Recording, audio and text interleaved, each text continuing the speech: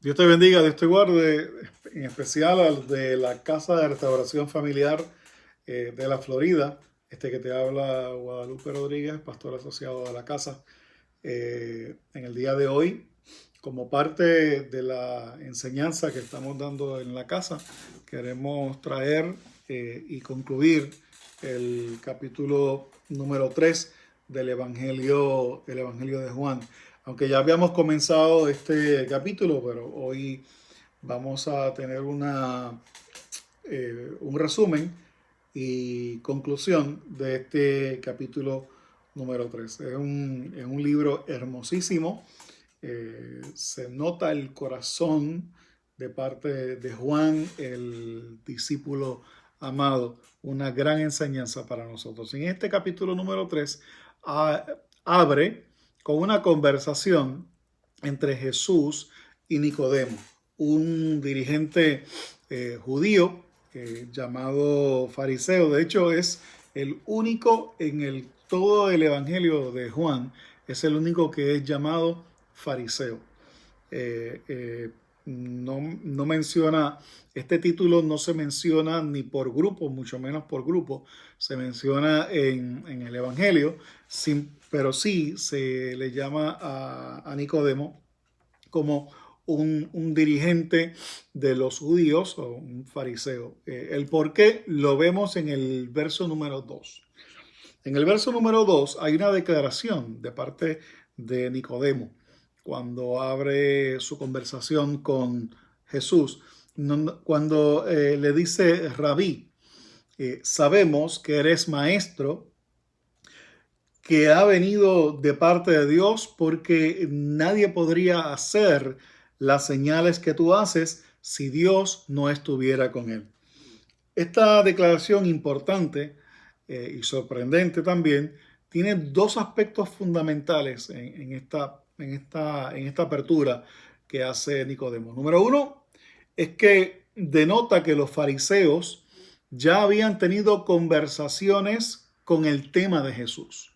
O sea, ya Jesús había sido tema de conversación entre los fariseos. Sabemos, lo dice el mismo Nicodemo, dice: sabemos que eres. Y la segunda declaración importante es que reconocían que Jesús venía de parte de Dios.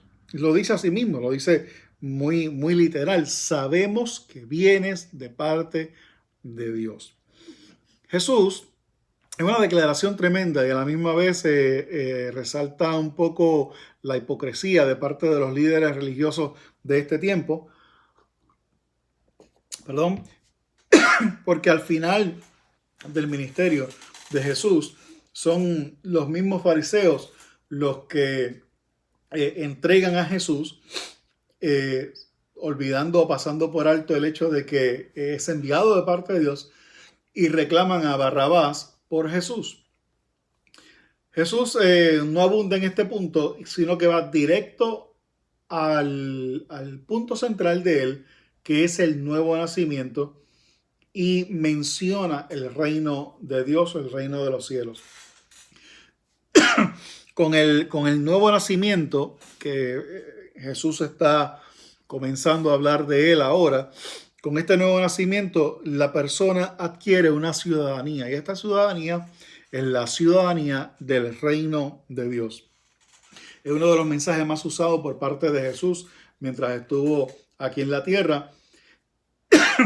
Y aunque Jesús no trajo una definición de lo que es el reino, pero sí trajo muchos ejemplos acerca de lo que es el reino. Lo describió el comportamiento de nosotros como parte de ese reino, cuando él nos decía, cuando nos enseñó poner la mejilla, negarnos a nosotros mismos, no pagar mal por el mal, sino hacer el bien por el mal.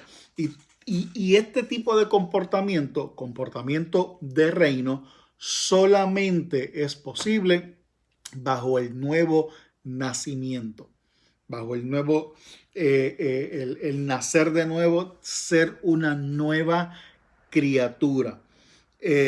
Nicodemo, en el verso número 4, hace dos de las tres preguntas. Hace dos preguntas en el verso número 4, la tercera pregunta la hace en el verso número 9. Y en las dos preguntas que hace ahora es, ¿cómo puede uno nacer siendo ya viejo? Y la segunda pregunta es, ¿acaso puede entrar por segunda vez en el vientre de su madre y volver a nacer? Aunque estas preguntas las hace Nicodemo, y lo que denota es el choque que hay entre la sabiduría divina y la inteligencia humana. No hay manera en que la inteligencia humana pueda querer comprender o explicar lo que es el nuevo nacimiento. El nuevo nacimiento comienza con algo muy sencillo: creer. Creer. Y surge de dos elementos principales. Estos dos elementos principales Jesús los describe en el verso número 5, donde dice que hay que nacer del agua y nacer del Espíritu. El agua representa la palabra del Señor. Y nacer del Espíritu es porque es quien nos dirige a toda verdad y nos convence del pecado. Así lo dice Juan 16:8, acerca de que la obra del Espíritu Santo en nosotros comienza dándonos a entender a nosotros que necesitamos a Dios, convencernos del pecado, de nuestra condición. Para poder ser parte del reino, para poder ver el reino de Dios, hay que nacer otra vez del agua, de la palabra y del Espíritu. El verso número 8, Jesús dice, mira, aludiendo al el tratar, razonar humanamente de Nicodemo, el verso número 8, Jesús prácticamente le dice, humanamente hablando, es imposible que tú puedas comprender lo que es el nuevo nacimiento. El verso número 8 dice, el viento sopla por donde quiere y lo oyes silbar, aunque ignoras de dónde viene y a dónde va. Lo mismo pasa con todo aquel que nace del Espíritu. Incomprensible para la inteligencia humana, pero en la sabiduría divina es tan sencillo como creer. Tan sencillo como creer. Estos dos elementos de nacer del agua y del Espíritu, Nicodemo entonces hace la tercera pregunta y le dice, ¿cómo es posible esto? Y Jesús le dice a él, oye, tú siendo maestro, ¿no conoces esto? Es porque en el libro de Ezequiel, capítulo número 36, versos 25 y 27, el profeta habla acerca de que Dios limpiará con agua a su pueblo y pondrá su espíritu en su pueblo.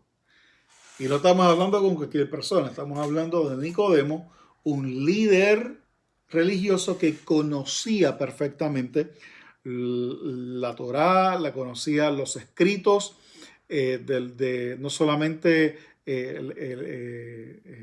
la Torá, sino también los escritos de los profetas, los escritos proféticos. Este era un lenguaje que para él debería de ser conocido. Sin embargo, es como Job cuando él decía, de oídas te había oído, pero ahora mis ojos te ven. Y Nicodemo está viendo a Jesús. Sin embargo, al no haber nacido de nuevo todavía, no podía comprender. Y por eso es que el verso 8 dice, no entiendes cómo es una cosa que sale de un lado, llega a otro. Pues así somos nosotros. Vamos camino a una condenación, lo dice más adelante. Pero ahora en Jesús tenemos una nueva vida, somos nacidos de nuevo y somos parte del reino de los cielos. De una manera peculiar, Jesús le dice, esto es muy sencillo, es creer en mí, es creer en mí. Y Jesús entonces en la sencillez lo lleva a Números capítulo 14. Y le dice, así como Moisés tuvo que levantar una serpiente de bronce en medio del pueblo, y en esta historia habla acerca de unas serpientes que pasaron por donde estaba Israel y comenzaron a picarlos y a morderlos. Y Dios entonces envía a Moisés a levantar una estatua, una serpiente de bronce, en una estaca en medio del pueblo. Y la idea era que cada vez que uno de los israelitas era mordido por estas serpientes, lo único que tenía que hacer era voltear y mirar donde estaba esta serpiente. Y dice la escritura que automáticamente eran sanos. Y Jesús le dice a Nicodemo, así de sencillo como fue esa historia, como es el que los israelitas se sanaran, así de sencillo es el que crean en mí. Yo también tengo que ser levantado, el Hijo del Hombre también tiene que ser levantado para que la gente crea en él, para que la gente que está mordida en el pecado, a punto de morir en el pecado, en la condenación, al creer en Jesucristo, tengan vida y vida en abundancia. Entonces entramos al verso número 16, que es posiblemente el verso más conocido de toda la Biblia, o por lo menos de muchas de las personas, Juan 3:16, que dice que de tal manera amó Dios al mundo que dio a su Hijo unigénito para que todo aquel que en él cree no se pierda, sino tenga vida eterna. La versión internacional, que es la que usamos, dice, por tanto, amó Dios al mundo que dio a su Hijo unigénito para que todo el que cree en él no se pierda, sino tenga vida eterna. Vemos la Trinidad trabajando en este verso 16, denominado por muchos como el Evangelio resumido en un solo verso. El Padre ama a la humanidad, nos ama a nosotros de una manera inexplicable. El Hijo es enviado, él acepta este llamado, él entiende que solamente a través de él hay salvación para nosotros, y dice el que cree en él, y nosotros creemos en Jesucristo solamente porque el Espíritu de Dios nos convence de pecado y nos lleva a toda verdad. Así lo dice el capítulo 16 del Evangelio de Juan. Esta historia tan sencilla como era la de la serpiente, asimismo sencillo es tener vida eterna solamente creer en Jesús. En el verso 17, Juan establece y dice que Jesús vino a salvar lo que ya estaba condenado. Él no vino a condenar al mundo, porque el mundo ya estaba condenado. A través del pecado, a través de el nacer, al tener una naturaleza pecaminosa, ya estábamos nosotros de camino al pecado. Pero no es hasta que Jesucristo entonces entra en la escena de la humanidad que nos da entonces la esperanza por medio de él, porque él pagó el precio de nuestro pecado. Y la causa de la condenación es que nosotros no creamos en Jesús. Esa es la causa principal de la condenación. Que nosotros dejemos de creer en Jesús, que no aceptemos a Jesús. Entonces Jesús entra en el panorama de la humanidad y establece: yo he vencido al pecado, yo he vencido al mundo, y ahora en mí tienen una nueva vida y vida en abundancia. ¿Cómo se nace de nuevo entonces? Creyendo. Así lo establece la Escritura. Creyendo en Jesucristo. Al creer o al nacer de nuevo, nos acercamos a su luz, a la luz de Cristo Jesús. El verso, por aquí, el verso número 19 lo dice: esta es la causa de la condenación, que la luz vino al mundo. ¿Cuál fue esa luz? Jesucristo vino al mundo, pero la humanidad prefirió las tinieblas a la luz, porque sus hechos eran perversos. En cambio, el verso número 21 dice: el que practica la verdad se acerca a la luz. Nos acercamos a la luz, que la luz es Jesucristo. Para que se vea claramente que ha hecho sus obras en obediencia a Dios. Nosotros nos acercamos a la luz al ser una nueva criatura, al ser nacidos de nuevo por la palabra y por el Espíritu, y entonces comienza a surgir una vida en nosotros. Esa es la vida de Cristo actuando en nosotros. La obra del Espíritu Santo es hacer que nuestra vida interior vaya creciendo y vaya desarrollándose a la estatura del varón perfecto, como lo describe el libro de Efesios. Pablo se lo escribe a los Efesios en el capítulo número 4, donde él dice que somos como un edificio que va creciendo coordinadamente, y dice: hasta que lleguemos a la estatura del varón perfecto, a la unidad de la fe del Hijo de Dios. Así que, ¿cómo yo puedo ser una nueva criatura? Creyendo en Jesús, creyendo en el Hijo de Dios, que Él vino a este mundo de pecado, pero sin pecado, Él en esta tierra para limpiarnos y llevarnos de las tinieblas a la luz. Y dice que es una luz admirable. No porque nosotros seamos luz, sino porque Él es la luz. Ya en el verso 22 al 30 encontramos es un injerto que se hace en este escrito. Recuerden que antes no habían grabadoras, sino que los mensajes se llevaban de manera verbal, y no es hasta muchos años después que entonces algunos seguidores de Juan, el evangelista, el discípulo amado, entonces comienzan a escribir las memorias de Juan. Y es interesante porque esta sección, que está la segunda sección del capítulo número 3, es el testimonio de Juan el Bautista. Y lo injerta aquí muy hábilmente, porque o sea, los discípulos de Juan el Bautista iban donde Juan el Bautista y le decían: oye, mira, allí hay uno al que tú bautizaste, ahora está bautizando.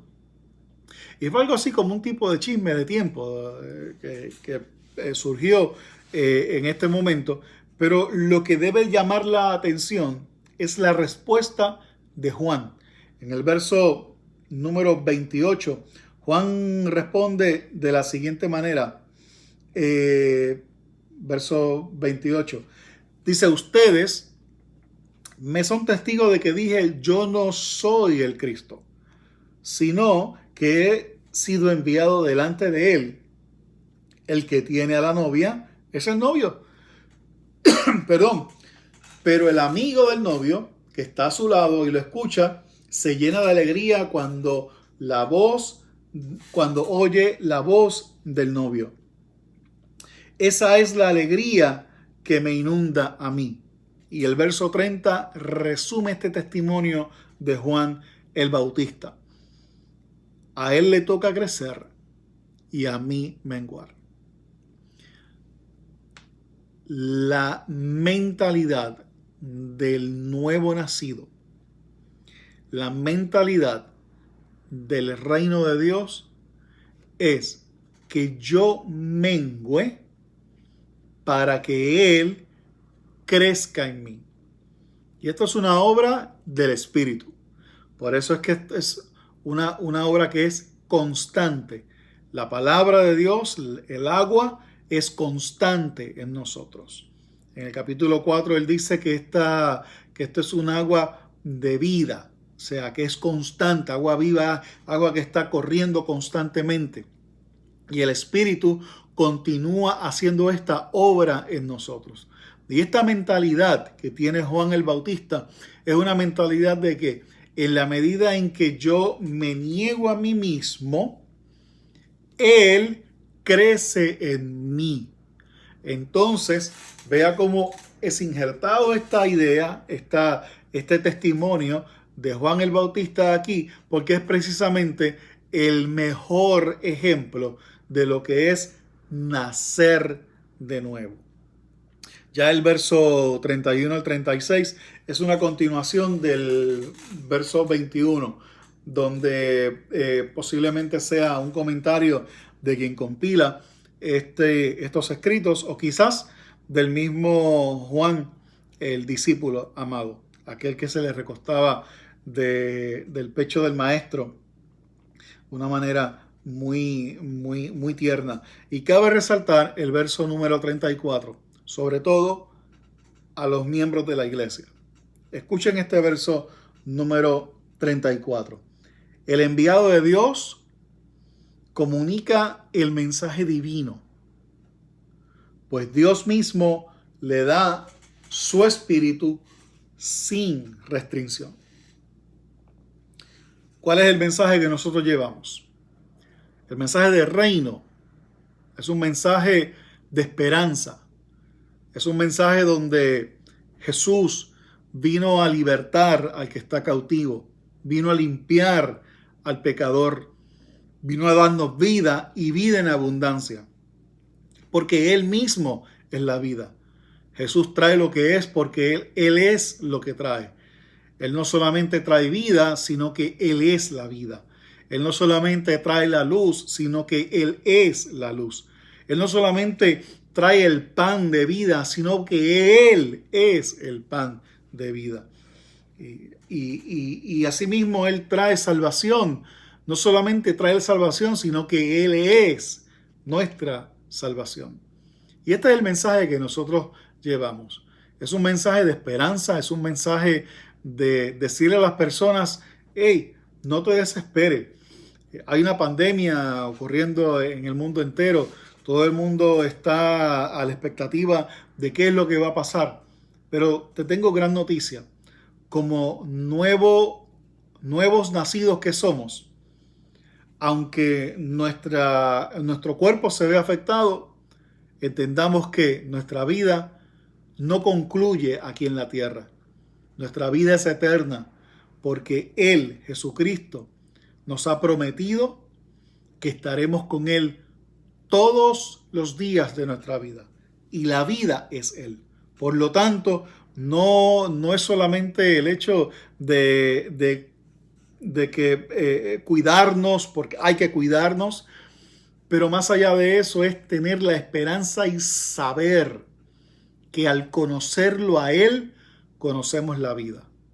Al conocerlo a Él y al aceptarlo a Él, al nacer de nuevo, su vida entra en mi vida y Él empieza entonces a crecer en mí en la manera en que yo simplemente crea en Jesucristo. Al final, ese